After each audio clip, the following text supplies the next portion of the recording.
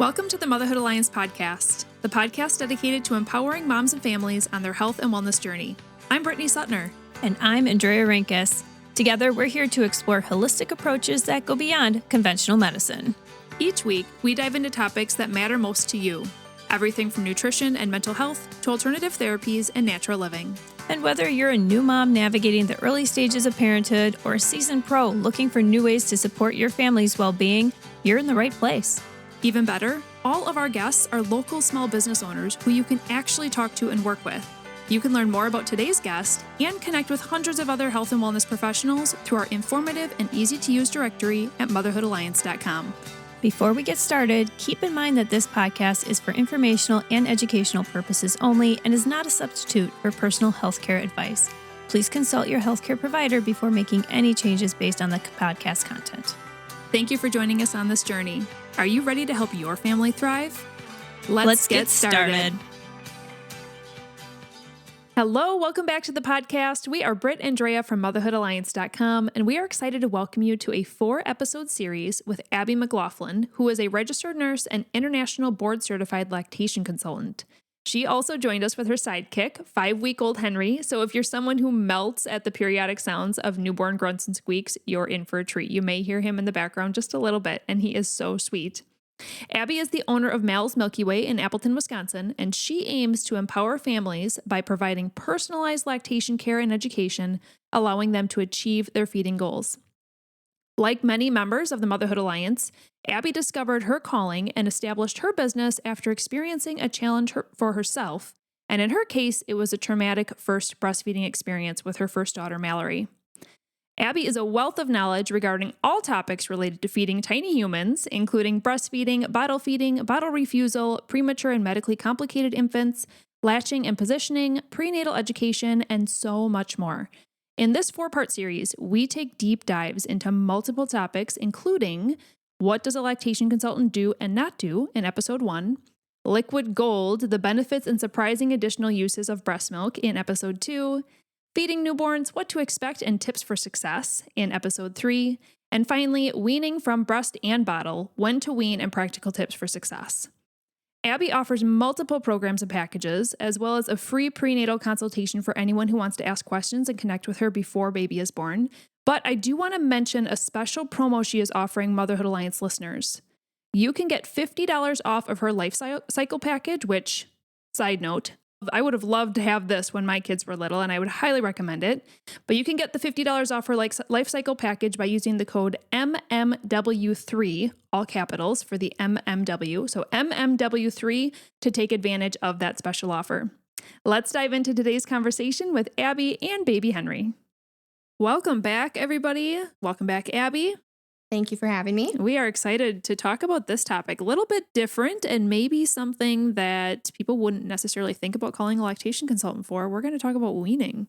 So this will be a fun topic to talk through. We have a handful of questions that I think a lot of people actually do think in their minds, but maybe just don't know who to ask. But I think in today's society, it's really interesting because it's become more common for moms to breastfeed their children when they're 2 years old, 3 years old, maybe even 4 years old. It's become just a longer common practice, which is amazing. But that's not how it always was. Like I remember our grandma back in the day during her generation, breastfeeding was almost unnormalized, whatever that word is. And they would, a woman would have a baby and she would almost force herself to dry up and do formula instead. Was that a big push from formula companies? Do you know the history about that at all? I don't know a ton about that history, but like personal experience as well. Like my grandma per se was that as well. She formula fed all of her kids, but my grandma's sisters who are older than her all breastfed. So it was really funny listening and watching both of them or all 3 of them watching me breastfeed. Because my grandma was always like, is there a reason why you didn't get dressed today? And then her sisters would always be like, oh, I loved breastfeeding. It was my favorite thing in the world.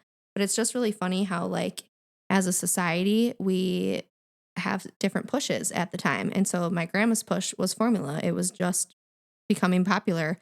And, I feel like probably easier at the time because that was also at the time when family units were starting to not be as close as they were.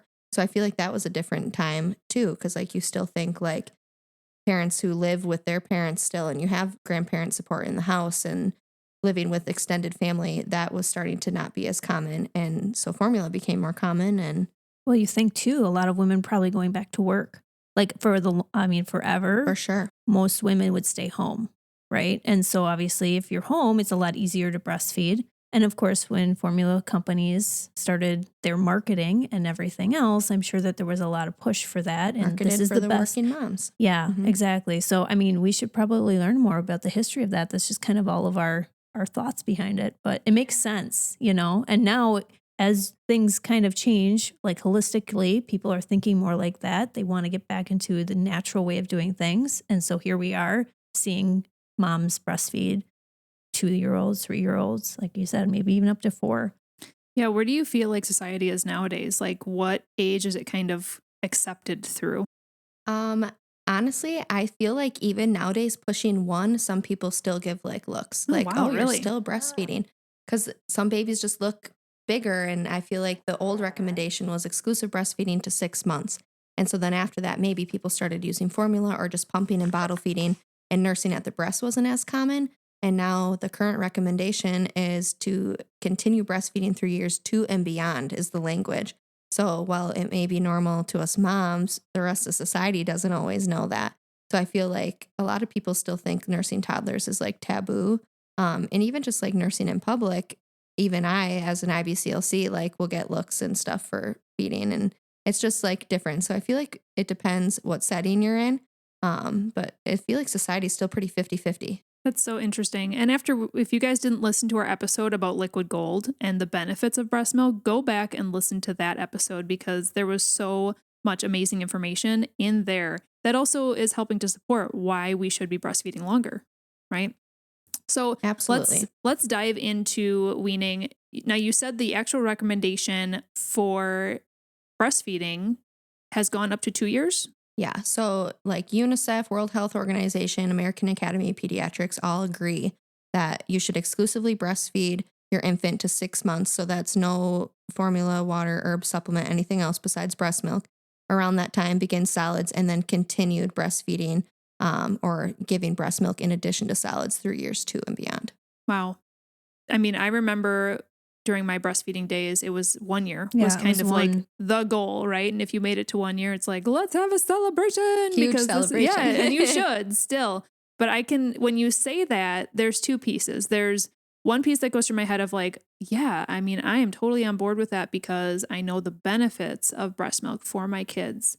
And in the grand scheme of things, 2 years of their life is so short. But it also makes me feel like I remember how hard it was and that journey is so much longer then. So I can see that being a really challenging mental battle for women, especially once they hit that kind of traditional 1 year. How many women do continue? How do you encourage them mentally through this process? And I think what I'm, at least me, currently seeing now is a lot of people, once they hit that 1 year, they're like, oh, I'm actually not ready to be done like I thought I was. Because I feel like when you're in the trenches in those first couple weeks, months, it is hard, even if it's like easy because nobody's getting sleep and just newborns in general are hard. So I feel like a lot of moms are like, okay, well, now I don't have to pump at work anymore, but I'm still going to nurse at home. And I see continued nursing even when they're separated from their babies, which is possible, which is great because that's a huge barrier is people like, I don't want to pump for 2 years, which you don't always have to. So I think like once people realize like, oh, we can just nurse like a couple times a day on my toddler's timeline and I don't have to pump otherwise, oh, I guess we can do this a little longer. Well, and also people, especially growing families, once your kiddo reaches 2, a lot of people are actually starting the next kiddo, like you don't wait necessarily 2 years to get pregnant again. Some people start earlier. So then you have that whole ordeal as well. And so it makes it a little easier when, I guess, some people are done. Like for me, when I was pregnant with my youngest and my oldest was 2, he actually weaned when he was about a little over 2, but I just remember my nipples hurt so bad when I was pregnant. And that's kind of just where I was. So I think a lot of people kind of get to that point too. For sure. And I've experienced both actually. So with Mallory, when I got pregnant with Margaret, Mallory was about like 16, 18 months range. So she was a little bit older and at that time only nursing like in the morning, nap time and bedtime kind of thing for really just comfort, right? And so when I got pregnant with Margaret, I sucked it up because I also had really sensitive nipples and it hurt so bad to breastfeed her. But I really wanted to give her those comfort things. But after like the first trimester, I self-weaned her because I was like, I need to be done for my own sanity because it just hurt so bad. And it was like becoming an aversion to nursing her because it hurt so bad. And then with Margaret, we got pregnant sooner and she was only a year when I got pregnant and she was nowhere near ready to be done nursing, still nursing like 6+ times a day. And I was like, okay, there's no end in sight for this. And I have been pretty vulnerable about it on my social media as well, about nursing through pregnancy, because it was really hard for me. And some people don't have that struggle, but I wanted to continue to give her what she needed. And to me, it was worth that to suck it up. And some people need their space and that mental health, because really for her, it wasn't a nutritional need anymore. She was having solids, getting other forms of liquids. So it wasn't necessary, but I wanted to do it for her and ended up still nursing her now. So, which is really was a lot to nurse her my whole pregnancy. And especially towards the end, because he was 2 weeks late. So already feeling very too pregnant to function. Right. And then having my toddler nursing on my don't look at me pregnant body. Yeah. Was a lot. And now managing tandem feeding has been a challenge as well. Well, before we jump into weaning, do you have any additional tips for tandem feeding? So tandem feeding is basically when you're nursing your older child and then your new baby. And honestly, the most challenging piece for me has been the mental aspect and that feeling touched out, because I literally have a baby plus some on my body all the time. So it's very overstimulating, and that's been the most challenging piece for me. But another piece that I didn't really anticipate, because I did not have my lactation training with Mallory, and I remember being engorged for weeks. So with Margaret, I'm like, okay, I have more training, I know what to do, and my engorgement went away within 24 hours, which was great. And then nursing both of them, I didn't really think about it, but I was engorged a lot longer because now I had my toddler and my baby nursing, and my body was like, what the heck is going on here? So that took a little bit of time to kind of like even itself out.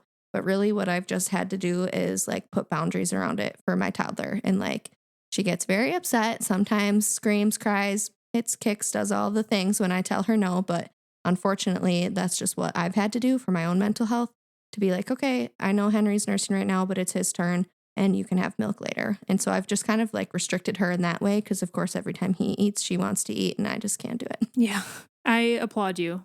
Can we all give a round of applause to all the tandem feeders out there, because that's incredible. I mean, but to think about, you're still gifting her this nourishment at this age too is just incredible. So getting back to weaning, what do you feel like are the most common reasons for weaning? Do you feel like typically the mom kind of reaches a milestone and is like, whew, I made it, I'm done? Is it typically the babies or toddlers that are deciding that they want to wean? What's most common? I feel like it's most common for the moms to stop, because I think majority of babies, toddlers, kids would nurse until we made them stop. I've seen kids go to kindergarten still nursing before and after school. So, I mean, I think a lot of babies would do it forever if they could. So it's really a lot of times the moms. I think that 1 year milestone is a pretty big one. I always hear or have like a lot of my life cycle moms reach out and be like, okay, you know, if I'm getting close to a year, like around that 10, 11 month stage, like, hey, can we start chatting about weaning off pumping when I hit that year and what that looks like? But then I think a lot of people learn that they can wean off pumping at work and then continue nursing at home. And they're like, oh, well, then maybe this isn't as difficult as I thought. Because I personally don't love pumping either. And that was something that I had to do in order to continue nursing Mallory, was learn how to stop pumping at work and just nurse at home, which was a lifesaver for me. So probably, and I would just, because this was true for me, so I'm going to assume in some ways it's true for a lot of people.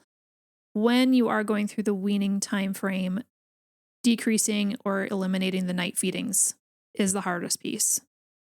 What's your recommendations on helping with that process? Well, number one, every baby has different needs, right? And I've had like pediatricians and providers say like, oh, by this age, they shouldn't be feeding in the night anymore. But that's not always true. Sometimes babies like do need that. But the number one easiest way to stop night feedings is to feed more during the day, right? Because if babies are waking up in the middle of the night to actually eat, and moms that have older infants can tell the difference between comfort sucking and Yeah, sucking there's for a milk, difference. right? Yeah. So if you know that your baby's actually eating in the middle of the night, try increasing feedings during the day. And if that means you need to nurse more often or send more milk to daycare or whatever that looks like, then you do that. That's the first step. Otherwise, if you know that it's straight comfort, I would say start setting boundaries, which, like I said, I do with my toddler. And it's not always easy, but if that's what's going to help our mental health as well and help everybody get more sleep, and it's not always a quick fix, right? And sometimes people will self-wean their babies in like days, and sometimes it takes weeks. So I always suggest like, okay, what does your routine look like? Is your baby still nursing 3 times in the night? Why don't you focus on cutting one of those out first? And during that time, you can say, no milk right now, but mom's here to snuggle, and just like provide that comfort for your child without giving them the milk. Or is there another way that they can suck to soothe? Maybe dad or your partner can go in there instead. For sure. Okay, so mom may be ready, but is there any situations that would actually like warrant a mom or to end her breastfeeding journey early? Like, maybe it's pain, nipple pain, maybe it's surgeries, maybe it's chemotherapy, those sorts of things. Sure. I mean, there's definitely things out there as a general for like disease or illness. It's pretty rare to have something where you can't feed your baby. One thing that comes to mind, like tuberculosis, those are all things like where you would need to be separated from your infant. And if you're sick with one of those things, you're probably at the hospital and you probably are in quarantine. So you would probably know that you can't directly nurse your baby, but there are cases where like the medication you can't feed your baby for X amount of time on. So if people want to continue to breastfeed, you basically just pump and dump, or like we said before, save it for something else until you are able to nurse your baby again. So there's different things out there like that. But typically, if you have a disease where you can't, your doctor's like telling you way ahead of time and you'll be so sick that But really, it's pretty rare to be ill with something that we can't feed our baby on. And as a general, like any antibiotics and things, you can always ask your provider, like, hey, I'm breastfeeding. Can you help me find a breastfeeding friendly antibiotic or medication to help me with whatever condition? But for majority, breastfeeding is pretty good with most conditions. There are things out there that could make it more difficult to breastfeed, like hormonal things or thyroid things, which work hand in hand with a provider and a lactation consultant and try to overcome those things. Surgeries, things like that. It's really just dependent on the mom and what kind of surgery you're having. But same scenario, if you want to continue to breastfeed, then I would do your last pump right before you get anesthesia. But most anesthesia nowadays, once you wake up, it's safe to feed your breast milk to your baby. So just make sure that you tell your anesthesiologist that you're breastfeeding and they'll let you know. There are still some like pharmacists and doctors out there that will say that they're not safe to feed and like tell people they need to pump and dump for 24 hours or 48 hours. I would always check with another provider or with that lact med, look it up, because a lot of times things are actually safe and it's just old recommendations that people don't know about the current. So things like that. But depending on your surgery, if you are having a massive surgery and you know that you're not going to be able to care for your infant, and you don't want to pump and it's too much, great. Like, let's talk about weaning. How do we dry up? It's definitely a possibility. Yeah, and I think that's a perfect transition into how do you actually dry up? And obviously in the unique circumstances, like you were just saying with the surgery or something, that might be the reason why. But sometimes babies do just self-wean early. So if they're young, like let's just say under that 1 year mark, I would assume you would recommend to continue pumping. Sure, it's really up to the mom. So number one, it's extremely rare for a baby under 1 to self-wean. What typically I would think that is like a nursing strike. So is there a reason why they're not nursing anymore? And if it is like your goal to continue breastfeeding and you don't want to pump, I would work with a lactation consultant to be like, hey, can you help me figure out, like, let's put on our detective hats. Can we figure out why they're not nursing anymore? Sometimes it's like a crazy, scary noise they heard and now they're associating it with feeding or something like that. If you're pumping, bottle feeding, and nursing, my first go-to is like, hey, is daycare paced bottle feeding? Because a lot of times they'll get that free flow at the bottle and don't have to work very hard and then come back to the breast and they're like, well, this is too much work. So that's a lot of times like, okay, can we investigate what's the reason? So if mom's goal is to continue nursing, let's investigate. If it's not, then if they're under 1, the first best choice would be to pump and bottle feed. If that's not your next choice, then okay, let's talk about a formula that would be great for your family, in which I don't give formula recommendations because technically it's a prescription because there's so many different formulas and calorie things out there. So I always tell people to work with their provider, or there's like a website resource that off the top of my head, I don't remember the name, but have the link to send to people that goes over like, how can we choose a formula for my family? So that's a great resource, but they do still need either formula or breast milk up until that 1 year of age. So that would be the next best step. And to wean, it really just depends what it looks like. But again, slow and steady wins the race, is really especially to avoid things like mastitis when you're trying to wean. So it really just depends on how quickly you're trying to wean, on what kind of route that you would take. What are the, like I said, I think of night feedings as a big challenge during the weaning timeframe. And I think you did a really good job of reminding us that a lot of times it's just comfort. But what are some other common challenges that you hear from moms when they are trying to wean? A big thing is like strict pumping routines at work. Like a lot of times people have to sign up for a pumping room. And so like their wiggle room with their pumping schedule isn't always like adaptable. So that sometimes can be a barrier for people weaning. But what I say to that is we're just going to start decreasing the time that we're pumping for. So there's ways to like play around with that. But I think like having the freedom at work to kind of change your routine is a challenge, especially towards that 1 year mark. What about weaning from bottles to cups? So let's just say that oftentimes, whether you breastfed or you bottle fed entirely, babies learn how to use bottles, right? And I know I breastfed my kids, but we also used bottles for when I wanted a night away. So many kids have to deal with getting off of a bottle. What are your tips for that? Because that's a whole different transition. It sure is. And honestly, I tend to start families on open cups or straws probably well before a year. I think it's always easier to transition. And I start introducing personally with my own kids open cups when we start solid feeding, because I think it's just great practice. But I'm also the mom that doesn't care what kind of mess they make, right? So we just clean it up. But I think really just integrating different ways of feeding can make the weaning process a lot smoother.